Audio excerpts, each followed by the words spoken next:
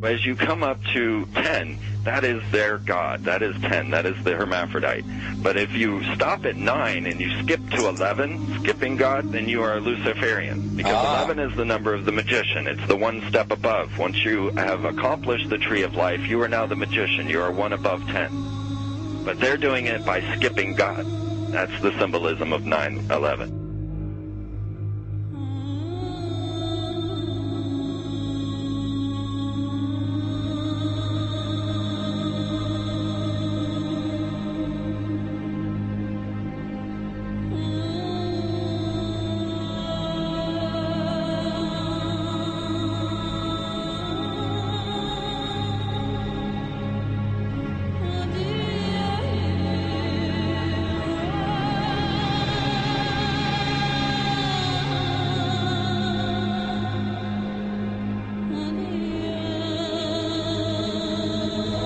It is a big idea, a new world order.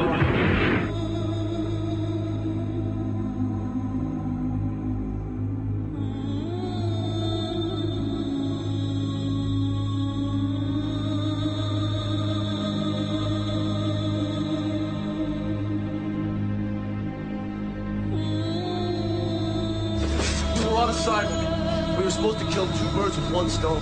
In Fight Club, Project Mayhem destroys a giant bronze spherical sculpture.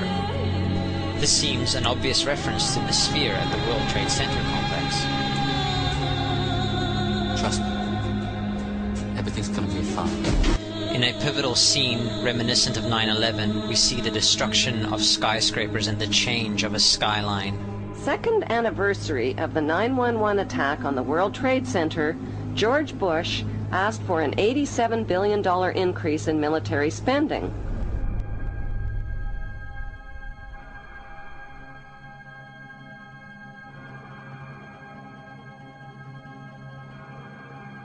In 1904, Crowley would receive the Book of the Law soon after meditating in the King's Chamber of the Great Pyramid. He claimed he had been contacted by a being called Aiwas. Crowley would also use this symbol in his work. Some of its meanings are said to include a reference to the number 77 in Hebrew and a connection to the god Pan. Crowley made this drawing of a non-human intelligence he saw during a ritual. Synchronous 23 has made the connection between Aiwas and the Wizard of Oz, and has further pointed out the similarities between Crowley's grey alien-like drawing and the depiction of the projection of the Wizard of Oz in the film version.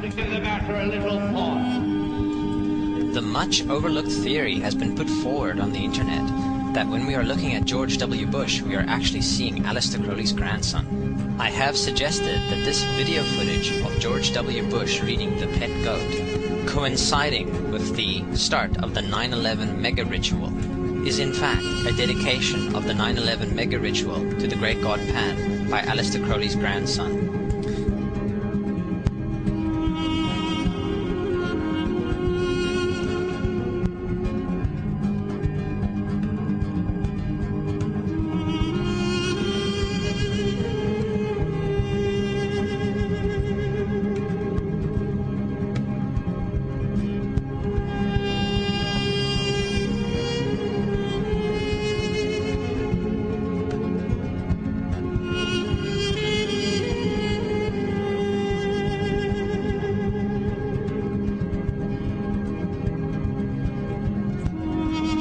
Things get a little weird. This is the 1978 version of The Wizard of Oz, The Wiz. Again, we see the Emerald City connected to New York. On arriving at the end of the Yellow Brick Road, Dorothy and her companions go through the circular portal. Through the door, we see 3 pyramids. Behind the pyramid shape, in between the pyramid pillars of the World Trade Center, we see the sphere, the representation of the Kaaba.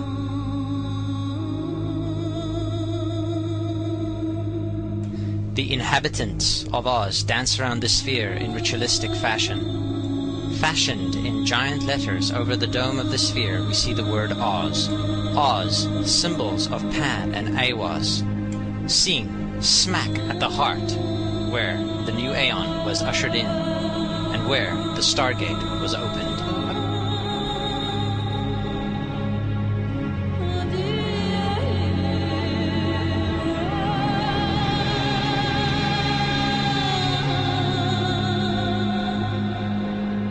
Between the Twin Towers is called the spherical caryatid. It was made by artist Fritz Koenig and was nicknamed the Sphere. We see that Koenig made this thing in Bavaria, the same place where the Illuminati was founded. The most interesting fact about the placement of the Sphere at the World Trade Center Plaza has to be that architect and designer of the World Trade Center, Minoru Yamasaki, intended the plaza itself to be a representation of the Grand Mosque of Mecca, the Sphere in particular taking the place of the Kaaba.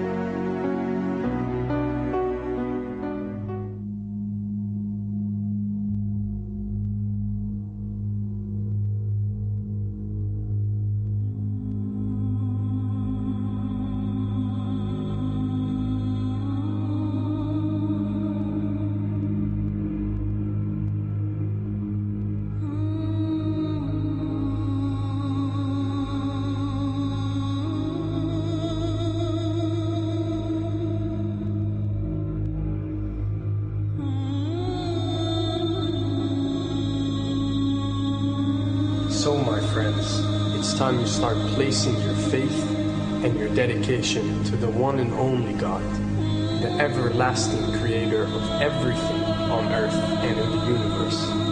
He is greater than anything our minds can comprehend. Do you know how many times Muslims are required to circle the Kaaba when they visit it? 7 times, each counterclockwise. Would you like to know why? You see, what binds us as humans to this life and to this dimension and to this earth is the limits of time and space. We are bound to this dimension and this reality through time and space. Hence, if one wants to leave this dimension or leave this reality, he needs to break away from time and space. So when you visit the Kaaba and you rotate counterclockwise, what is this practice actually doing? It is literally helping you elevate your soul and elevating yourself to break away from time and space so you can touch something so unique and so beautiful and so powerful that it changes your life forever. And if you don't believe me, ask anyone who has visited the Kaaba how he or she felt or how their lives have changed ever since.